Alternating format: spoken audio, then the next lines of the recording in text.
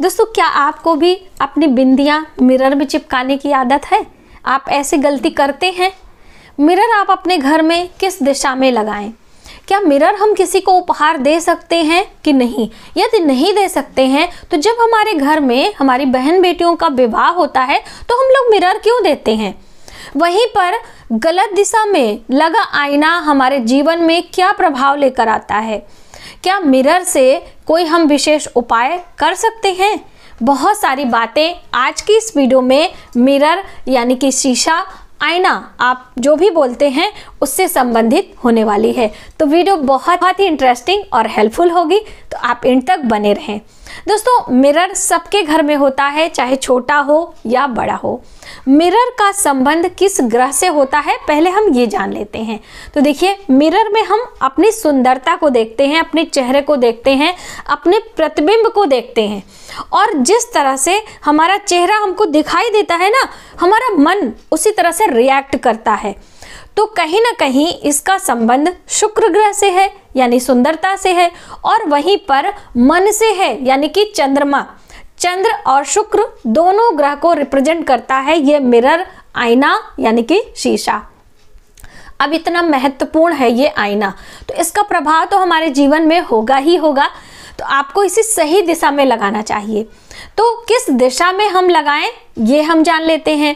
तो देखिए, पूर्व और नॉर्थ यानी कि उत्तर और पूर्व, ये दो दिशाएं मिरर यानी आईना लगाने के लिए बहुत ही शुभ मानी गई हैं। आप अपने घर के पूर्वी दीवार पर, उत्तरी दीवार पर मिरर आईना लगा सकते हैं। लेकिन ध्यान देने वाली बात है, यदि आप अपने बेडरूम में लगा रहे हैं, आपका बेडरूम है और आपका जो बेड है वहाँ पर आपको सिरहाने की तरफ ही मिरर लगाना चाहिए, लेकिन इन दो वॉल को, इन दो दिशाओं को ध्यान में रखते हुए, यानी पूर्व और उत्तर की तरफ होना चाहिए। अब मान लीजिए ऐसा आपका सेटमेंट नहीं है, आपके घर में ऐसी व्यवस्था नहीं है कि आप इन दीवारों पर आईना लगा सकें, तो ऐसे में आपको उस पर कर्टन लगा देना है, यानी कि पर्दे से उसे ढक देना है। क्योंकि बेडरूम में गलत दिशा में लगा आईना आपके संबंधों में दरारें लेकर आता है, आपको बीमारियों से ग्रसित करता है, आपके जीवन में हलचल मचा देता है। इसीलिए कहा जाता है कि बेडरूम में आईना नहीं होना चाहिए। लेकिन आप लोग ऐसी व्यवस्था करते हैं, ऐसे आजकल का अरेंजमेंट है कि बेडरूम में आईना होता ही होता है, तो उसको आप ध्यान दें। और यदि गलत दिशा में है, जैसे कि मैं अपनी बात करूं तो हमारे बेडरूम में भी यहाँ पे ये देखिए, जो पहले अलमीरा चलती थी ना लोहे की, उसमें एक आईना होता ही होता था। तो या तो आप आईना हटा दीजिए, तो उसका लुक खराब हो जाता है।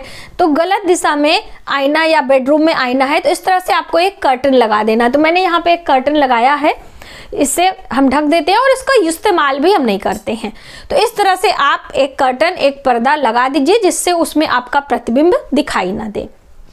और क्योंकि देखिए, जब भी कोई चीज़ें आईने के सामने आती है तो वो डबल दिखाई देती है। आप कोई भी चीज़ रखिए उसमें डबल हो जाता है। इसीलिए कहते हैं आईने को तिजोरी में रखते हैं, जिससे हमारा धन दुगना होता रहे। कहते हैं आईने को पूजा मंदिर में लगाना चाहिए, जैसे हमारे देवी देवताओं का जो सकारात्मक ऊर्जा है, जो उनका एनर्जी है, वो हमें दुगना होके मिले। कहते हैं आपको अपने पर्स में आईना रखना चाहिए, जिससे कि आपका जो धन है वो दिन दूना रात चौगुना होता रहे, उसमें बढ़ोतरी होती रहे। आप साउथ जाएंगे तो आपको हर एक शॉप पे, हर एक मंदिर में आईना लगा जरूर मिलेगा। अभी हम लोग हाल फिलहाल में गए थे तो वहाँ पे हमने ये ध्यान दिया, नोटिस किया कि हर मंदिर में, जैसे कि मीनाक्षी अम्मा का मंदिर है, वहाँ पे खूब बड़ा सा वॉल मुख्य द्वार पे अंदर की तरफ से लगा है, जिसमें माता जी की तस्वीर सामने ही दिखाई देती है। तो दोस्तों, बहुत ही शुभ परिणाम होता है यदि आईने का सही प्रयोग हम अपने रोजमर्रा के जीवन में, अपने घर में करते हैं तो। अब देखिए, वहीं पर आईना देने की बात आती है तो हमें कभी भी किसी को आईना उपहार में नहीं देना चाहिए। उसका कारण क्या है, यदि आप में से कई लोग उपहार दे चुके हैं तो उसका परिणाम आप महसूस कर सकते हैं। आईना अपने सगे संबंधियों को, किसी भी प्रिय को देने से उनसे आपका संबंध बिगड़ सकता है, रिश्तों में दरारें आ सकती हैं, तो इसीलिए आईना नहीं देना चाहिए। अब आपके मन में बात आ रही होगी कि जब आईना नहीं देना चाहिए तो हमारी बहन बेटियों की शादी होती है तो उसमें दिया ही जाता है, तो फिर क्यों कहा जाता है कि आईना उपहार में नहीं दिया जाता है? तो देखिए, सिंगल आईना, यदि आपके फ्रेंड का बर्थडे है, आपके जो है पत्नी का मैरिज एनिवर्सरी है, तो आप उन्हें आईना कभी भी उपहार में ना दें। यदि आपको देना ही है तो उसके साथ में और भी चीज़ें आपको देनी होंगी। जैसे मैं अक्सर बात करती हूँ ना, नमक कभी सिंगल नहीं देना चाहिए, घी कभी सिंगल दान नहीं देना चाहिए, उसी तरह से आईना भी कभी सिंगल दान नहीं देना चाहिए। बहन बेटियों को जब हम उपहार देते हैं तो साड़ी, कपड़े, श्रृंगार की चीज़ें, बहुत सारी उपहार, पैसे, इन सब चीज़ों के साथ में आईना होता है। जब हम देवी देवताओं को आईना देते हैं, यानी कि श्रृंगार की चीज़ें देते हैं, तो उसमें आईना देते हैं। तो इस तरह से आईना देने का एक सही तरीका होता है, ठीक है? तो आप इस बात को ध्यान दें।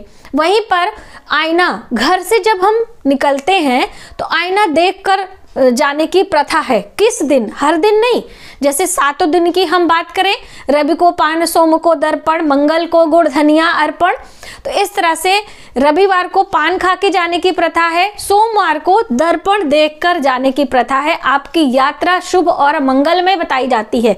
देखिए, ये सारी चीजें हमारे ऋषि मुनियों ने बताई है, तो वो मैं आपके साथ शेयर कर रही हूँ।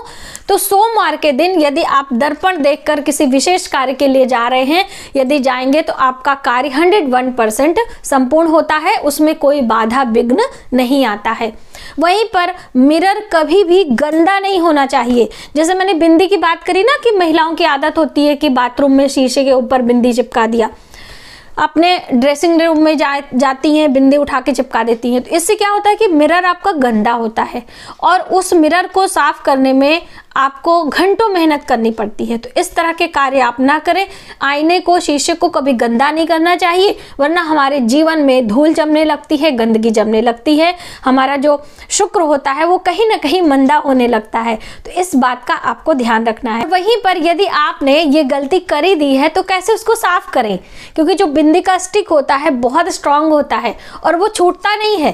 आपको उसे साफ करने का एक ट्रिक भी हम बताना चाहते हैं। ये बिंदी है, आपने इसमें चिपका दिया है, तो इसके लिए आपको लेना है ये नेल रिमूवर, जिसे हम लोग अपने नेल पेंट साफ करते हैं, और एक कॉटन, इस पे आपको नेल रिमूवर डाल लेना है और इस तरह से इस कॉटन को गीला करके आप मिरर पे कहीं भी बिंदी का स्टिक लगा है, आप मिनटों में उसे साफ कर सकते हैं। इस तरह से आपको अपने मिरर को क्लीन करना है और शुभता लेकर आनी है।